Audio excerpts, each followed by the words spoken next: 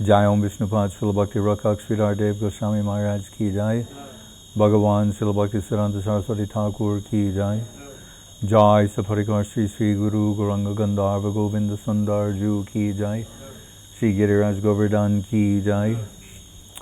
Sri Rupanuga Guru Varga ki Jai. Namacharya Srila Haridas Thakur ki Jai. Sri Krishna Chaitanya Prabhu Nityananda Sri Advaita Gadadhar Shivasari Gaur Bhaktivinoda ki Jai. Sri Sri Radha Krishna Gopa Gopinath Shyama Kunda Radha Kunda Giri Govardhan ki Jai. Vrindavan Dham ki Jai. Navadip Dham ki Jai. Sri Chaitanya Saraswat Mat ki Jai. Sri Gupta Govardhan ki Jai. Ganga Devi Jamuna Devi Bhakti Devi Tulsi Devi ki Jai. Om Vishnupad Vishvavarenya Srila Sri Bhaktivedanta Swami Prabhupada ki Jai. Sri Chaitanya Saraswat Mata Acharya Vrinda ki Jai. Jai Srila Bhakti Bimala Avadut Maharaj ki Jai. Seva Vrinda ki Jai. Samaveda Bhakti Vrinda ki Jai. Nitai Go Premanande. Hare Krishna. Today is Avir Bhava of Srila Jiva Goswami Prabhu, and also appearance day of Sri Vamanadev.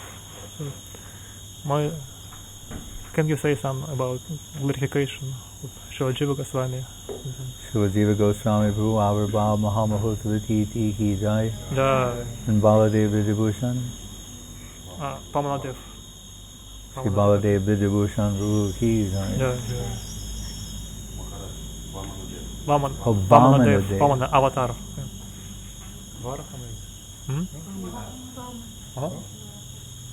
Show me. Vamana. Oh. Vamanadev, avatar. It's the Vaman Dwadashi. Yes. Excuse me.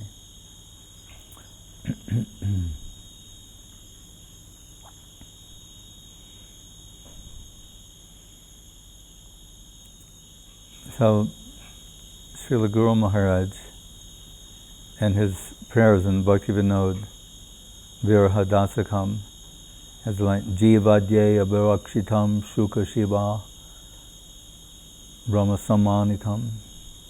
Jiva Abhirakshita, like Guru Maharaj's name, Rakkak, means protector, guardian. So Srila Jiva Goswami,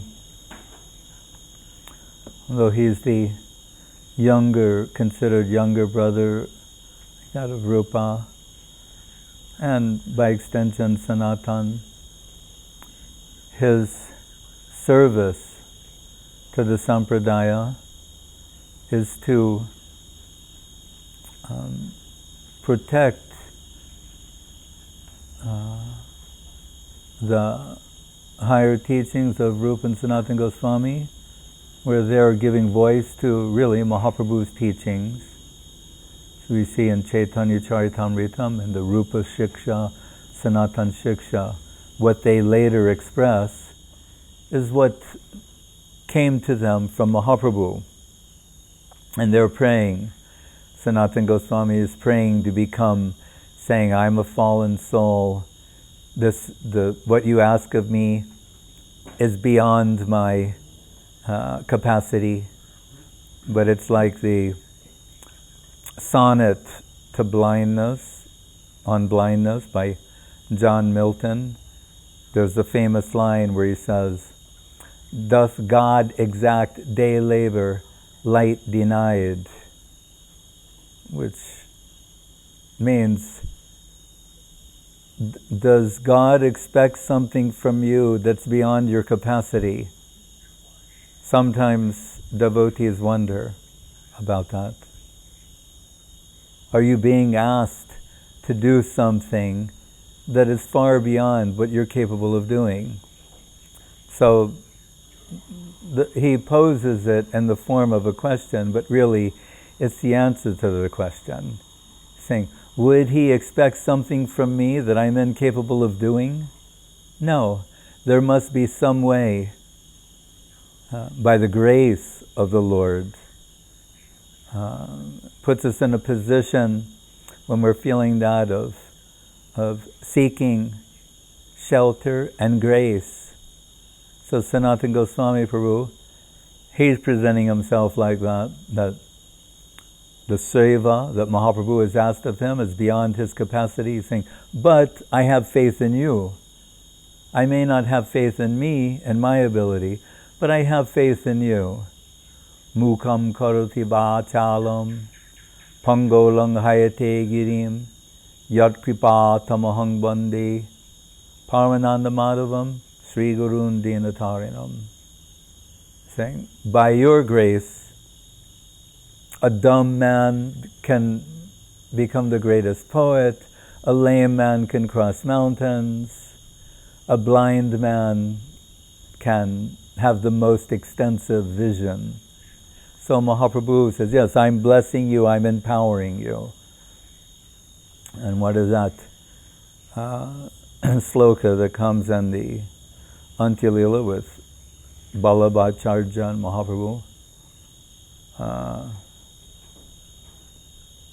Kali Kale Namir Dharma, Kali Kale Dharma, Namir Sankirtan, Krishna Shakti Bina Nahe Tara Pravartan. Krishna Shakti is Krishna divine power must be there in the background for there to be a substantial distribution of Krishna consciousness. So Sanatana Goswami, he's praying in that way.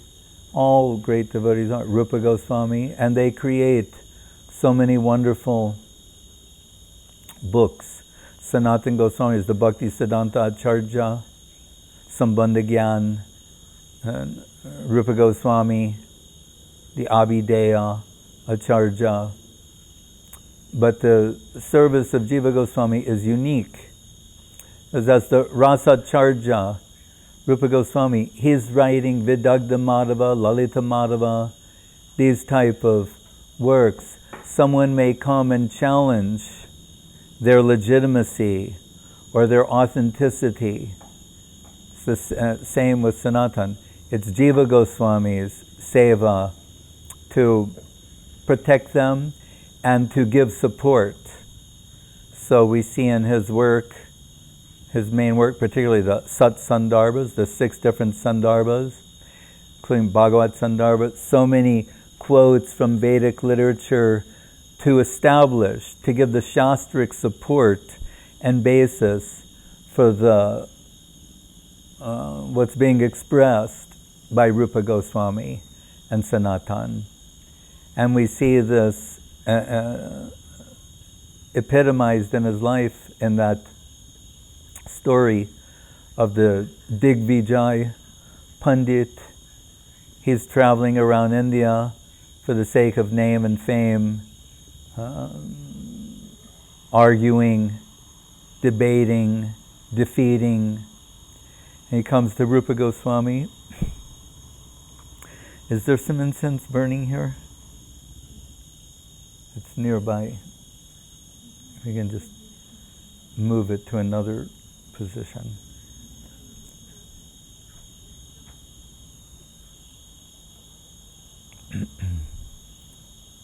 When he comes to Rupa Goswami, he's writing his books, those wonderful books, and he doesn't bother to argue with him. There's a place to put your signature, admitting defeat. He signs that. And Sanatana Goswami in a similar way. He signs that paper. And Guru Maharaj said, why? They don't want to waste their time with this man. He's eager for name and fame in the material world. And we're told even the basis of Bhava Bhakti, one qualification, man shunyata, the absence of any type of mundane ego, self-assertion. So they signed that paper just to get rid of that man. But Srila Jiva Goswami, he considers Rup Sanatan are his gurus. So when the man approaches Jiva Goswami, he tells him, you might as well sign, Rup and Sanatan have already signed. So why don't you just add your signature? Jiva Goswami, what? Let me see that paper? then says, see, look, and Jiva goes like, throw it away. You have to defeat me. That I am here to defend the dignity of the Guru Varga. So this is a wonderful thing, and it's not easily understood by everyone. There are some Sahajiyas, they accuse Jiva Goswami of lacking humility. That, he lacked the humility of Rupa and Sanatan because he wanted to argue with that man. Right? But it's not that he lacked humility. Rather, he's willing to sacrifice his reputation as a humble Vaishnava to defend the dignity of Rupa and Sanatan. So Srila Guru Maharaj, and elsewhere in his poetry, has a line, Sri Jiva te justiti. When he's talking about Srila Saraswati Thakur, he's saying, like Jiva, that's his position. A.B. Goswami Maharaj said once that there was a song, and in the song, it's a song of Bhaktivinoda Thakur, and it's when he encounters some opponents of pure devotion or whatever, and it says, seeing such people, Bhaktivinoda becomes silent, and and Goswami Maharaj said, but not Saraswati Thakur. He will not be silent. He will challenge them. So much so that Bhaktivinoda Thakur, Saraswati Thakur, always defending the line and the supremacy of Mahaprabhu's Krishna conception at school and everywhere, means sometimes he enters into arguments with others. And Guru Maharaj said, Bhaktivinoda Thakur called him over when I guess he was a teenager and said, I'm worried about you. I'm worried about your future. And Guru Maharaj said, Saraswati Thakur said, don't worry about me, I'll manage. The founder of Sri Gaudiya Math and all of its descendants, including ISKCON, the mighty ISKCON, and Sri Chaitanya Saraswati Math, and all from Srila Saraswati Thakur. So Sri Jiva Tej means fire, like strength, fire, intensity. So he's saying, like Jiva. So sometimes Srila Saraswati Thakur is described as an incarnation of Jiva Goswami. That does not mean literally, but rather comparatively. That like Jiva, that type of unparalleled scholarship, Gurudev mentioned that normally, and this is instructional for the devotees in general, saying whatever skills you've accumulated, whatever mundane assets you have, you come in connection with Krishna consciousness, there's no need to further develop those things. As you enter, so shall ye be. And then offer yourself in service to Guru and Vaishnava. Right? That's what we do. But there are some instances where sometimes someone is asked by the Guru Varga to increase something, some skill set. So Gurudev points out, Jiva Goswami, because his seva would be to defend the line, protect the dignity, give the shastric basis. He went to Benares and studied Sanskrit. Not for his own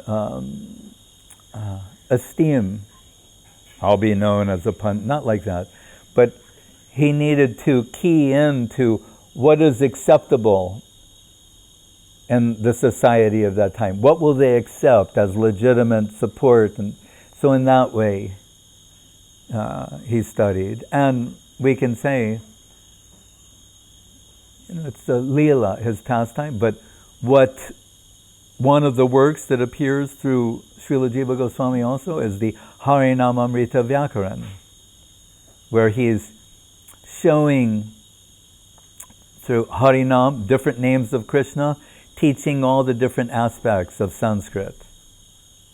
That sort of mastery he has.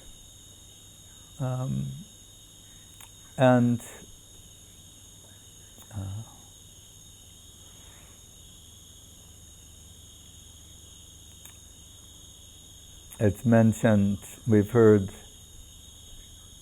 the story that once Balabhacharya, who we know from Charitamritam, he, at least in the past times, he's showing some ego of scholarship, as when he told Mahaprabhu,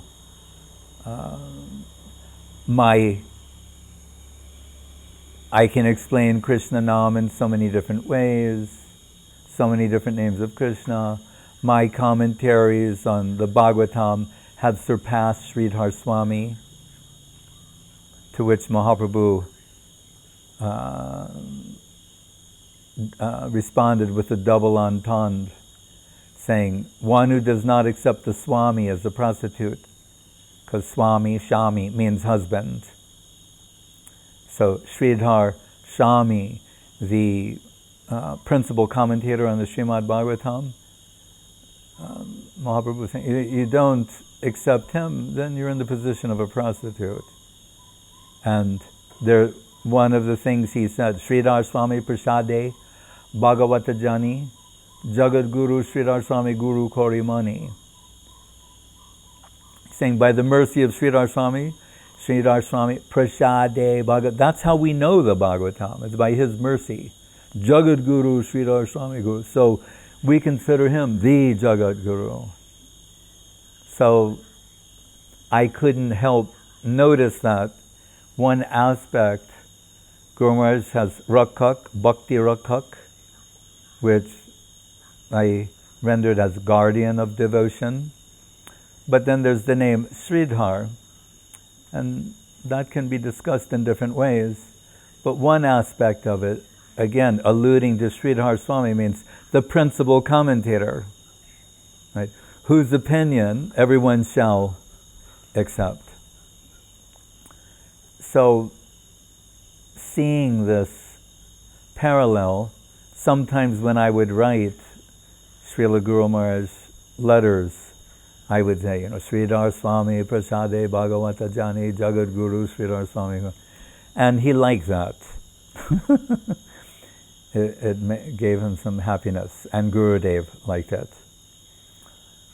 But so that Balabhacharya, with that type of ego, he's visiting the ashram there, Rupa Goswami and Jiva Goswami, and he's looking through the writings of Rupa Goswami, and he sees some particular line, and he thinks it's faulty, and suggests that he correct it. So Rupa Goswami, man shunyata, okay. But then Jiva Goswami cannot tolerate this, because Rupa is his guru. Now, Jiva Goswami is down on the banks of the Jamuna, maybe cleaning something, and Balabhacharya comes for bathing, and Jiva Goswami says, I couldn't help but over here. And remember, Jiva Goswami is a boy, relatively speaking. Right? Means like teenager, young man, and these are all older, senior position. So he starts telling, from Sanskrit interpretive point of view, correcting Balabhacharya and showing that actually what Rupa Goswami wrote is perfect. And Balabhacharya is astonished. Like, who is this boy? Saying it like he's one of the servitors at the mat. So much impressed when he returns. He tells Rupa Goswami, I met this boy down at the banks of the Jamuna, and he showed me how actually he corrected me and showed that what you've written is perfect and correct. And then Rupa Goswami saying, oh, Jiva showing some ego. I don't like this. So he ousts him from his ashram. And so Jiva Goswami now under a different tree every other day or so. And Sanatan Goswami comes and says, what are you doing? You should be in the, under the care of Rupa Goswami in his ashram. Oh, he ousted me. He's crying, this Jiva. Some fault on my part. And remember, although Sanatan Goswami, according to Guru Maharaj in one place, describes himself as a Rupanuga, still, Rupa Grajena Adritam, Rupa Goswami reveres Sanatan Goswami Prabhu as Guru. So then Sanatan Goswami tells Jiva Goswami, what are the basic principles followed by the Vaishnavas? Nam Sankirtan, or Nam, what is it? Jiva Doya,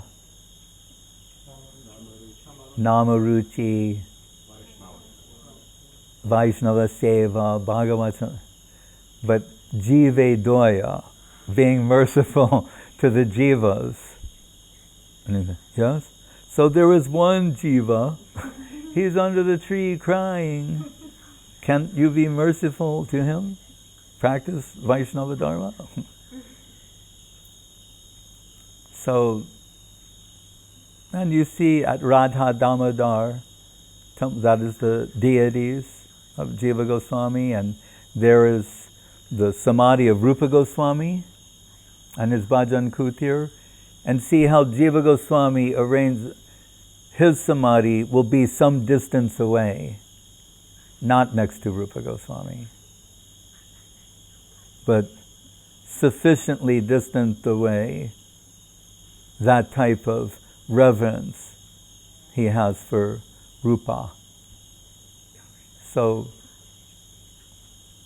sometimes we're also called Jivanugas, like Rupanuga, Jivanuga.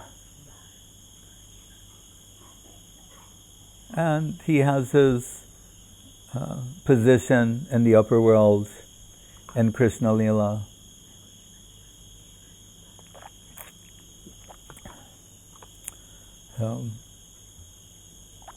Srila Jiva Goswami Prabhu ki jai, Zavibhav Mahamahotavati Bande Rupa Sanatano Raghuyago Shri Jiva Gopalago Nana Shastra Vicharanai Kunipano Saddharma Sangstapako Lokanam Hitakarano Tribhuvane Manyo Sharanyakaro Radha Krishna Padarvinda Bhajana Nandena Mataliko Bande Rupa Sanatano Sri Jiva Gopalago, particularly Jiva, the Nana Shastra, Nipun, Shastra Nipun, the spiritual expert, scriptural expert. Saddharma Sangstapako. Why? Lokanam Hitakarano Tribhuvan. For the benefit of the people of the world. And so many fine points come up in understanding the Bhagavatam and different pastimes and how to interpret properly. And so often we're referred to Jiva Goswami for an adjustment. Things that are not easy to harmonize or are beyond human conception, Srila Jiva Goswami comes to adjust those things perfectly. And the Vamana avatar in Mahaprabhu's teachings, the Sanatan Goswami Prabhu, when he's telling him about compiling what becomes the Hari Bhakti Vilas, many things he's mentioning there, Gurvasrayam, accepting the Guru, serving the Guru, what you should do every day in terms of Vaishnava Sadachar. But one of the things he mentions is the Janma Tithis, special birthdays like Janmastami, Krishnastami, Krishna's appearance, Ram Navami, the appearance of Ramachandra, and given there also, and Nrsimha Chaturdashi, that's another one. This day he gives the Vaman Dwadashi, right, as being special. All of them are, but these are singled out by Mahaprabhu himself. And the Vaman avatar, Guru Maharaj points out, in the Vedas, all we're really given there is Adbhutakram. Mahaprabhu, when he's explaining, that means he of wonderful stride, he of wonderful step, of wonderful movement. It's sort of encapsulated there, encrypted. Not a big explanation. Adbhutakram. Right? Mahaprabhu, when he's explaining the Atmarama slok, the word krama is there, uru krama, also can be taken to be a reference to Vaman avatar. So there's the literal aspect of steps, but also of wonderful movement. It's a very beautiful concept because we can see thematically thread connecting to Brahma Sangita, Kataganam, Natyagamanam, Priya, Bangshi, Murli, Priya Saki, the Bangshi. But that in the higher spiritual conception, all this movement is beautiful dance. That means that it is Leela, the year's pastimes. He of wonderful stride, of wonderful step. And each one of these pastimes, these Leela avatars, they contradict the expectations of stereotypical mental mind. And so if we think in retrospect, if the Lord is going to take some wonderful, gigantic steps or strides, then how big that form must be. Right? Must be gigantic. So how does Vamandev appear? As a dwarf. Not even a regular size human being, but as a dwarf. So that would be the last thing you expect. This is not the person you would expect that's going to be of wonderful stride. And sometimes referred to it as the little brother of Indra, if we look at Brihad Bhagavatamritam carefully. So anyway, that we hear that Vamandev, the Lord Avatar, descended in this form of a dwarf brahmachari, who's very charming, very beautiful. And he comes before Bali Maharaj, who by this time is installed as the king of the southernmost aspect of the universe. What is it? Rasatal? Or anyway, down south, below South America, way below South America. And so Bali Maharaj, his guru advisor is Shukracharya,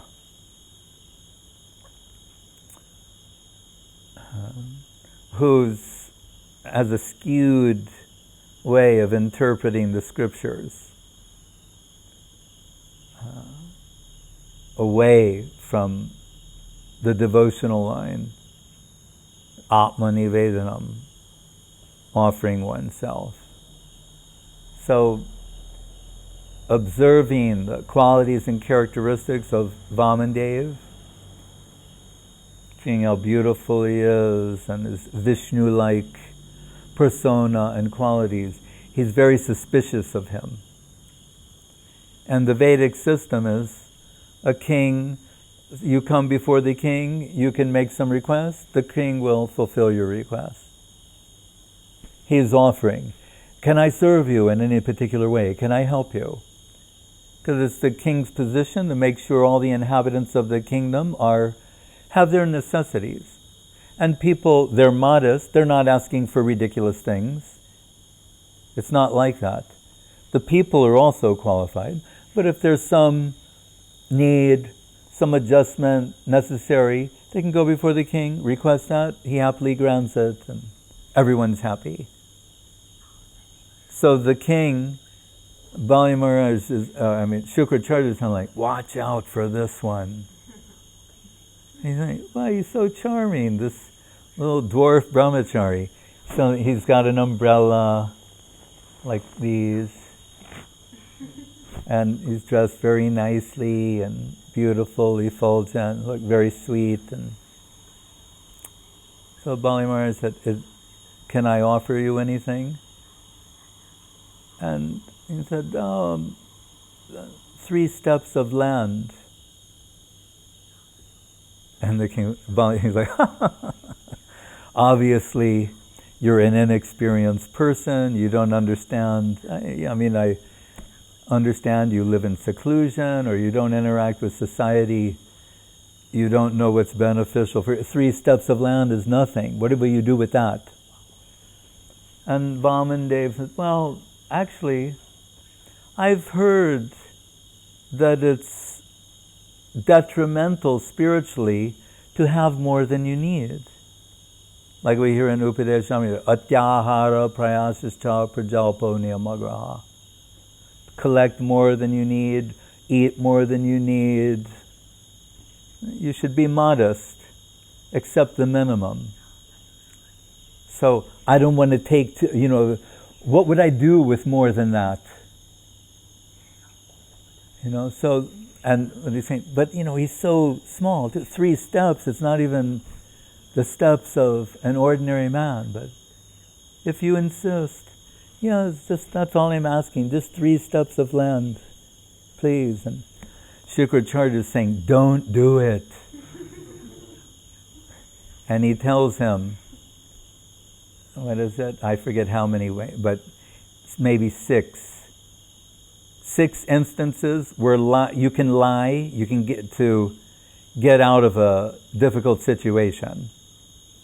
If your life is in danger, because I already promised, you don't have to keep the promise. Why? If your life is in danger, if someone's going to take all of your property, different ones, one that's interesting, it says, there's no sin in lying to women to bring them under control.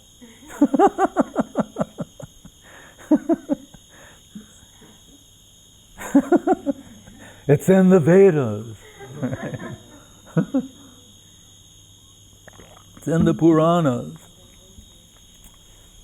That's the only one people will remember. Anyway, what can you say? I already said it. So he's telling him, these are, there are times when even if you said something, you don't have to keep that. So you can get out of this.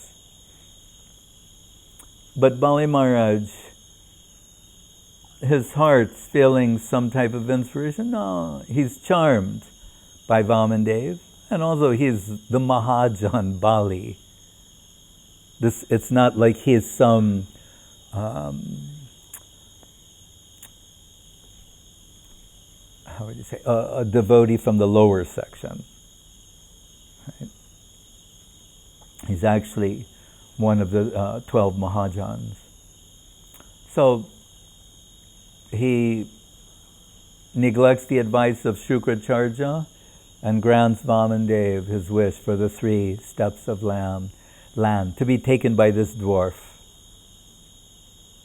And so we're told, and as he raises his leg to take the first step, it keeps extending the leg. It goes into the sky. It goes into outer space. He's covered the lower, middle planetary systems. It keeps going like, that's one step. Then second step covers he covers everything else. So now in 2 steps, he's taken everything. And of course, everyone is astonished to see this, least of all Bali Maharaj.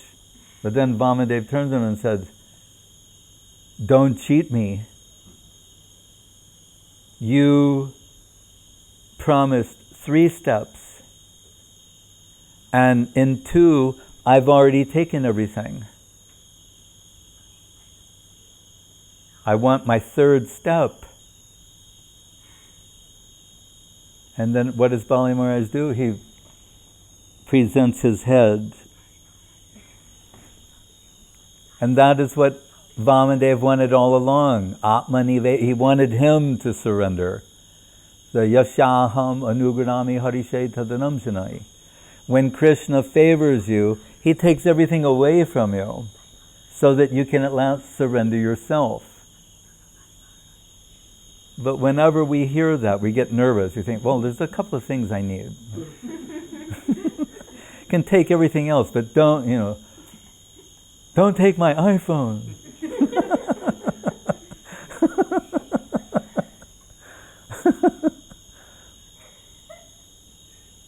I mean, it's foolish, it's silly. That's why I put it that way, to show. But what is the 10th offense? When it says, being attached, so attached to something that it's acknowledging that we have attachment to things. It's saying, being so attached to something that it arrests your spiritual progress. Right? But that Yasyaham Anugranami sloka comes when Parikshit Maharaj, by observation, says, I don't understand why Lord Shiva, who's like naked, just wears ashes, living under a 800-mile wide banyan tree, has nothing, and his devotees have so much material opulence. And Vishnu, who's got the goddess of fortune massaging his feet, his devotees are paupers. They have nothing. This is confusing. And that's when he says, Yasyaham Anugranami Harishe Tadanam. One meaning of Hari, to take away. Anugraha means if he is merciful to you, he takes everything away. That's why the Brahmins have nothing. Only the bare minimum to keep them spiritually focused. As I say, mukti dadati karhicit smana bhakti yogam. Because we have the general rule, ye yatamam prapadyante tam stataiva bhajamyaham. Krishna is saying, as they surrender to me, I reciprocate that. It implies some sort of equitable equity in this equal dealing. I would say that's the general rule. In the Bhagavatam, it's also susamiksha, more scrutiny, more closer examination, greater depth. He says, if someone really wants to be a devotee, but they're petitioning me for mundane things, I don't give them things that would repeatedly drag them down and away from the devotional position. And he said, then there's other people who really, they want something else. They want mukti in its most generic sense, or something mundane, but they're showing devotion to me. Saying, I don't give them devotion because it's It's a show. So it says, Mukti dadati karhachit smana bhakti yoga. So he'll give mukti like to them just to get rid of them. Whereas the devotees, he's not giving. He's taking their mundane, the things they're attached to, he's taking them away from them to nudge them in the direction of surrender, atmani vedanam, of offering themselves, because they have no other shelter.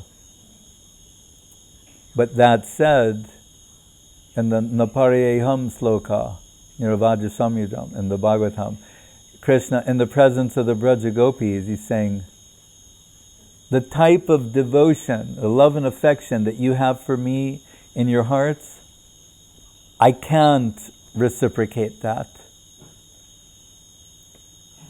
It's such a treasure. It's so valuable and wonderful.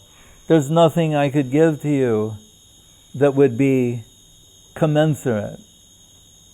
So, it's like the expression, let virtue be its own reward.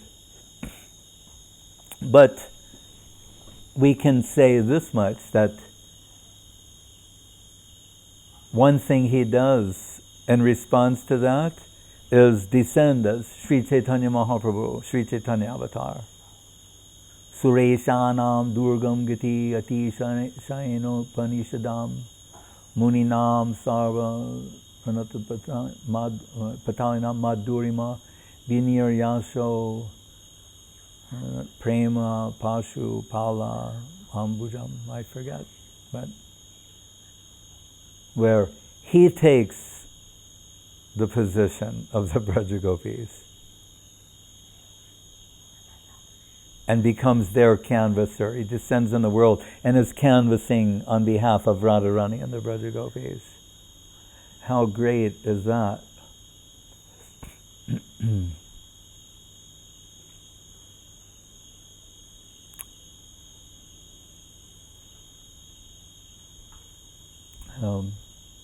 Sri Vamandev Aviva Mahamahotavati Ki Jai.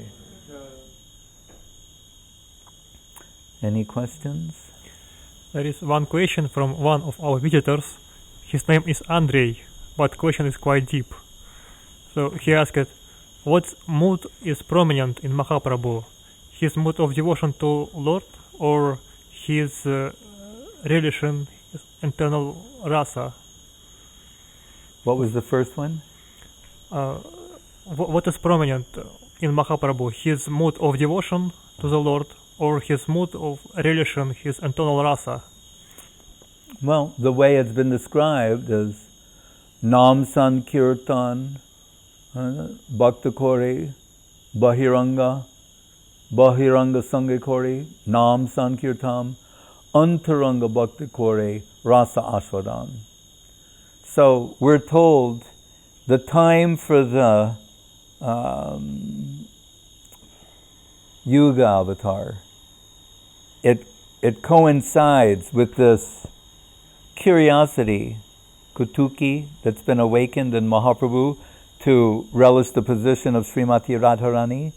So he comes and has what Guru Maharaj calls his public service, Nam Sankirtan, and distributing the name of Krishna to everyone. But after, remember, up to 24 years, he has his pastimes as Nimai Pandit, from 24 to around 30,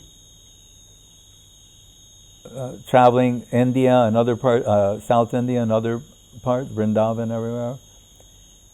Then, and Puri, all of those pastimes. But the last 12 years of his life,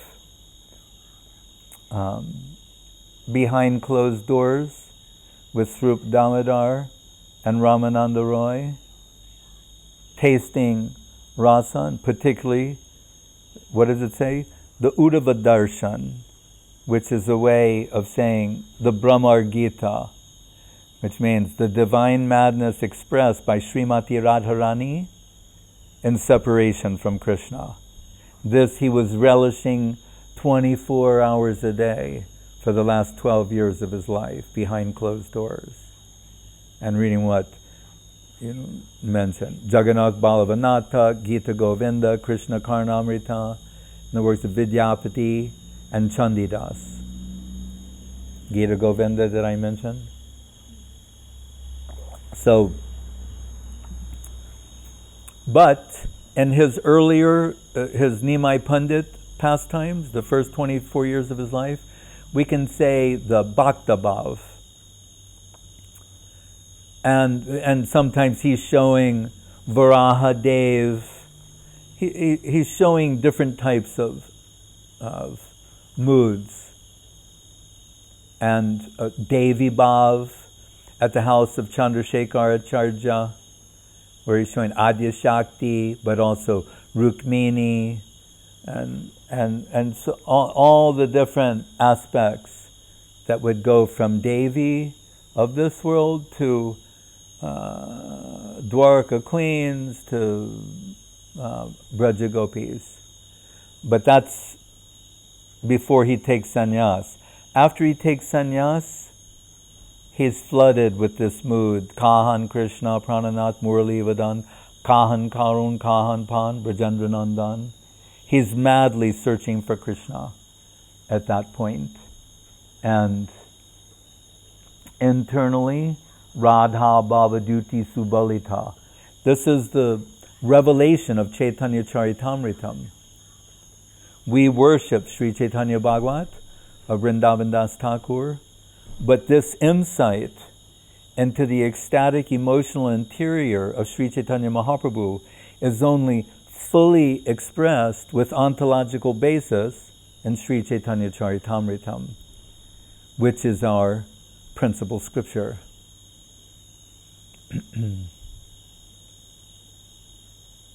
Swabhaktebhya sudham nijabhajanam mudram upadishan. Rupa Goswami says, Sadopasya Sriman Drita Manujakai Pranaitam Bahadbi Girvane Girisha Parameshti Pabrittibi Sabhaktebhya Sudham Nijabhajanam Mudram Upadishan Satchetan Kime Punar Apidashor Yashati Badam. Brahma and Shiva and other gods, they're descending in human form to have a glimpse of the beauty of Sri Chaitanya Dev. Radha and Krishna combined. Krishna's beauty personified. Srimati Radharani is Krishna Prem personified. Combine them. Kandarpako, Farnakoti Darpanava Deho Varna Gauravam Padma Parijata Ganda Vanditanga Saurabham Koti Kami Murchitangri Rupa Rasarangaram Prema Dama Deva Meva Nomi Gaura Sundaram. Koti Kami Murchitangri, that 10 million cupids would faint to see the beauty of Sri Chaitanya Mahaprabhu. It's like, if you think about that, Krishna, Radharani and Krishna, combine the two, that's unthinkable, inconceivable beauty. So Brahma and Shiva, they're, because this is a type of a Prakrita Leela, human-like pastimes, like mundane, they're descending in human form to have a glimpse of the beauty of Mahaprabhu. And what does it say? What did they come to offer? Their hearts. That's the gifts that they're bearing. It's their heart, their love and affection.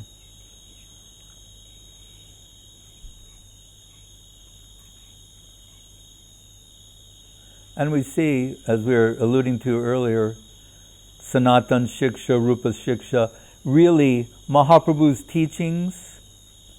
He gave Rupa Goswami, was it 10 days or so on Dashashramita, and Sanatan Goswami for 2 months.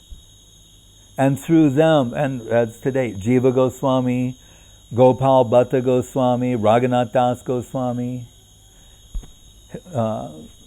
they're the mouthpieces for the teachings of Sri Chaitanya Dev.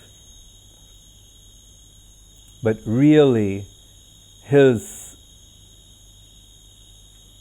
real reason for descending, he's taking advantage of this Yuga avatar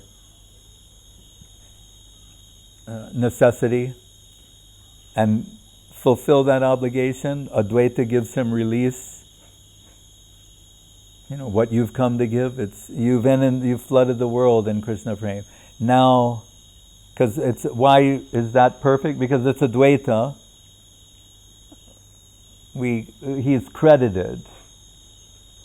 Not limited to, but credited primarily. Tulosi dala matrena, jalasya chulakena va. With Ganga Jal and Tulsi waters, he brought the Lord down. And in Chaitanya Bhagavad and elsewhere, he said, I heard the cries of Advaita. You know, I was lying in the ocean of milk and I heard Advaita calling, is one way he says it. And other ways. So Advaita brought him down, and he writes that mystic poem giving him release. Mahaprabhu consults Rup Damodar. What does this mean? It's Rup Damodar, he doesn't want to say. But he said, you know, and Mahaprabhu said, I'm thinking Advaita, he's like those people we see in India. They make a deity for some festival, like they just had Ganesh Chaturthi. Then when they're done, they put they send the deity out in a pond, or, you know, and he said, so I think that's what he brought some deity. After the deity did the function he wanted, he doesn't need the deity anymore. Like that.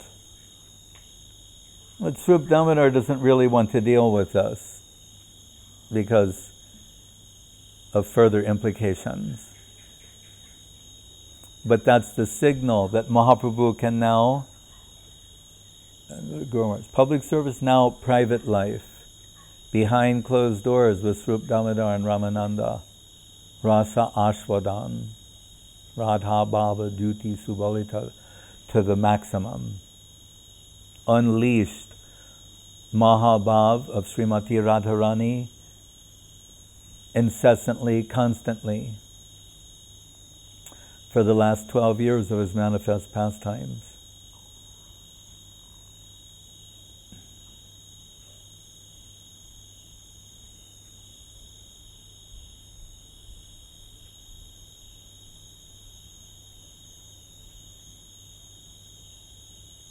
Anything else? This mood of Jiva Goswami as protector of our Sampradaya, is it some special position, in special mood in Vaishnava, not to imitate this? Like, yes, that's a good point, because he was, we can say, selected for this service. We can't self-certify. Sometimes we make that mistake of trying to give a certificate to ourselves and then imitate the behavior. There's a difference between imitation and following, right? Where we say anukar, anusar. So, in the case of Srila Saraswati Thakur, this was a necessity, because the line, and Bhaktivinoda Thakur revived the line, but the line had gone so off course that the Vaishnavas were no longer holding a dignified position in the estimation of the public. So Bhaktivinoda Thakur came to course correct and also deliver the wealth of the Sampradaya in the form of his writings, but needed a distributing agent, and that meant Srila Saraswati Thakur. And his methods of distribution came into question, were challenged by Smartas, Jatagoshai, and others.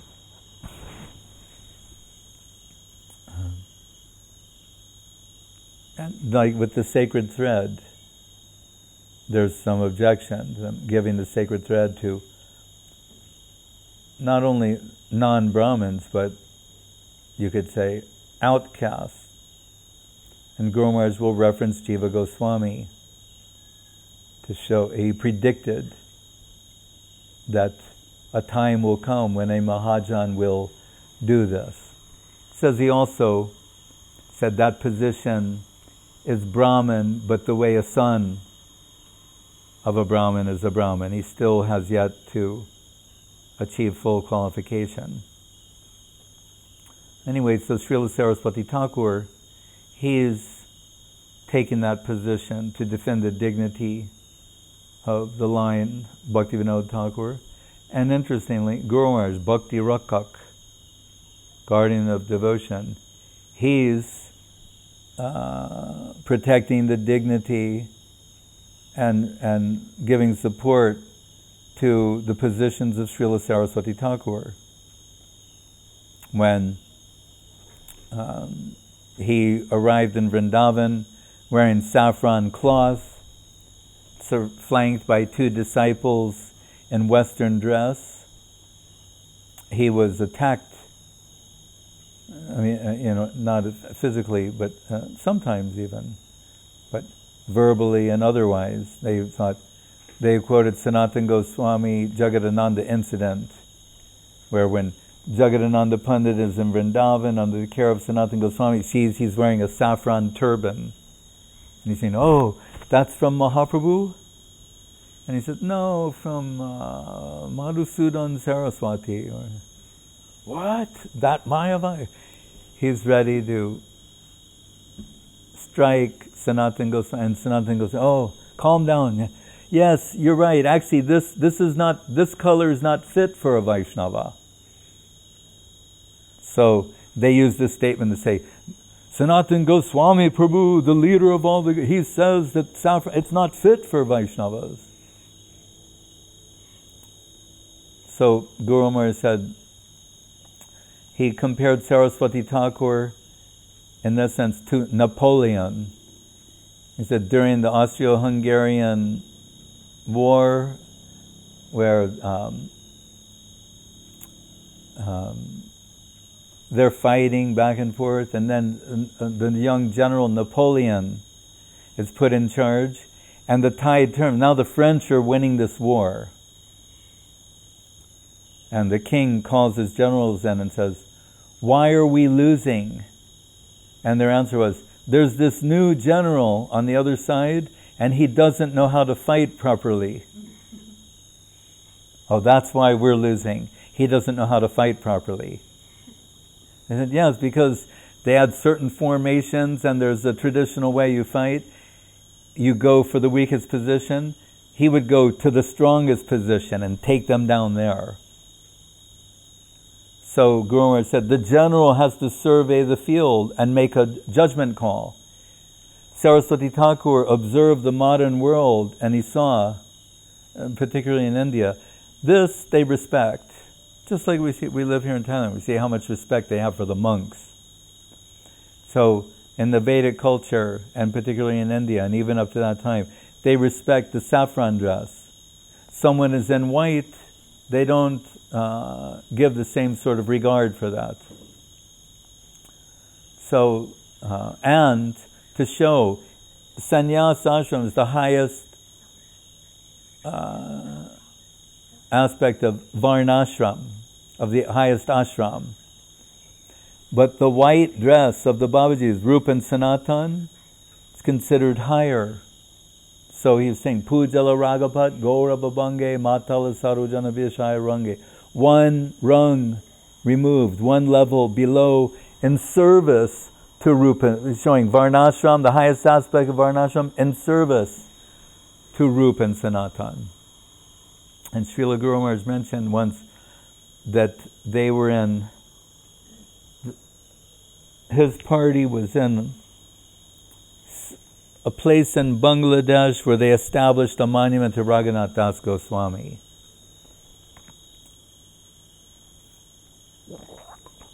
And there were some Babajis there. And they had some interaction with them. And at one point, Guru Maharaj explained how actually the Babajis are the guru of the sannyasis. And then the Babaji is becoming very happy. And Guru Maharaj saying, and we worship the Babajis. And the Babaji is becoming more and more happy. And Guru Maharaj said, unfortunately, we don't consider that you're actually in that position. Then they came out with their differences, with the line of Saraswati Thakur saying, giving this sacred thread to anyone and everyone, we object to that. And Guru Maharaj said, Srila Keshava Maharaj said, well, what is higher, the Brahmin thread of Varnashram or the kopien of the Babaji? He said, well, the kopien of the Babaji. And he said, but you give that to anyone and everyone, regardless of caste. So in different ways, they defeated them to Guru Maharaj and Srila Keshava Maharaj to their. So in other words, what I'm saying is, when Guru Maharaj may identify these traits of Jiva Goswami and Saraswati Thakur to the degree to write Sri Jiva Tejastiti, but in a more general sense, all the devotees, we're Jivanugas. Sometimes we're in a position where we have to defend the dignity of our Guru Varga, this line, Krishna, Radha Krishna, Mahaprabhu, etc. So we pray for the mercy of Jiva Goswami to help us. We say, who am I? But somehow this has come before me. Please, Jiva Goswami Prabhu, you're the expert defender of the Sampradaya.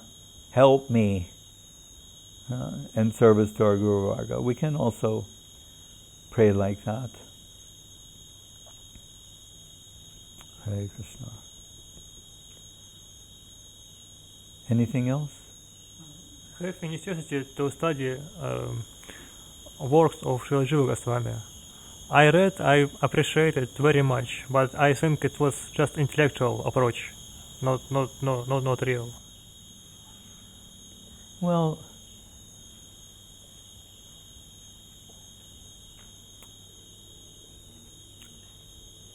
sometimes our seva takes us to the works of Jiva Goswami.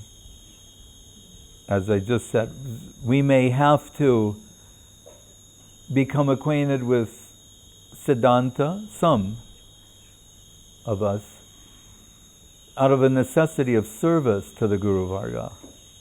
Then the same thing can be more substantial.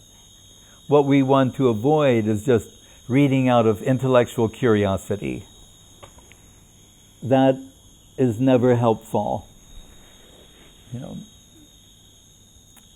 when I said to Guru Maharaj, I said, you're always talking about Jnana Shunya Bhakti, but, you know, Sridhar Sakalam Beti, Sridhar knows everything, and you know so much, but you're always extolling the glories of Jnana Shunya Bhakti. And Guru Maharaj said, thought for a while and said, when Gyan comes in service to Krishna Bhakti, then it's in its rightful position. So, it may be a service necessity. That's the best way. We feel we didn't answer some question adequately, or we don't understand some aspect of Siddhanta adequately, and we're in need of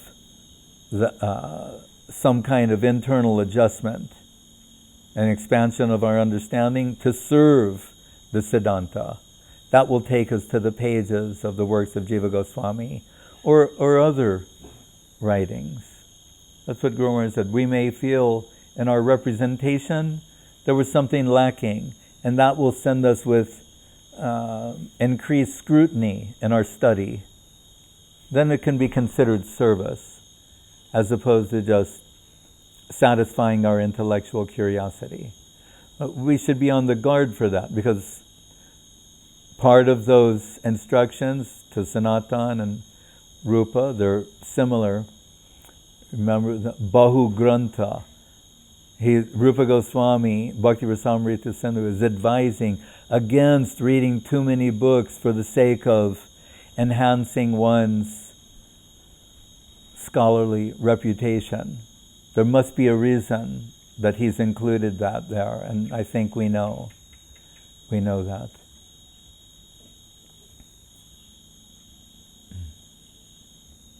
And our heart won't be satisfied with that type of reading or study. As you say, it'll remain on an intellectual level and not touch the heart.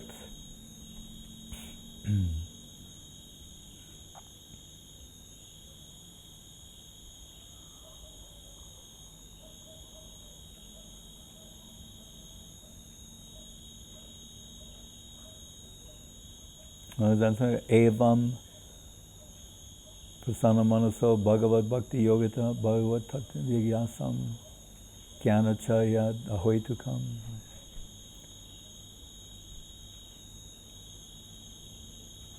There are different slokas that remind us that, what to speak of. Jnana Priyasam Urupasa Namateva.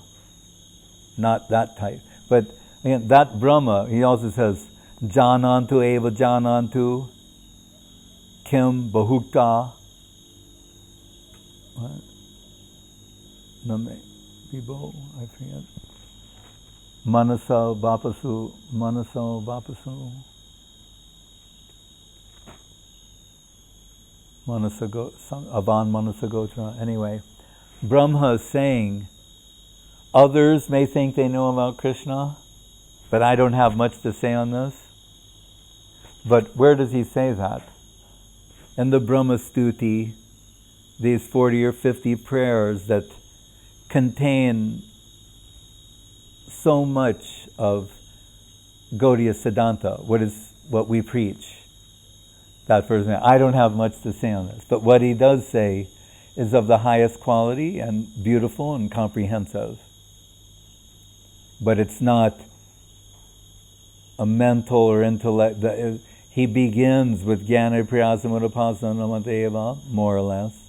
Nomijate Abra Vapuse Taridambaraya. Very beautiful. But it's with great humility that Brahma expresses these things. Hare Krishna.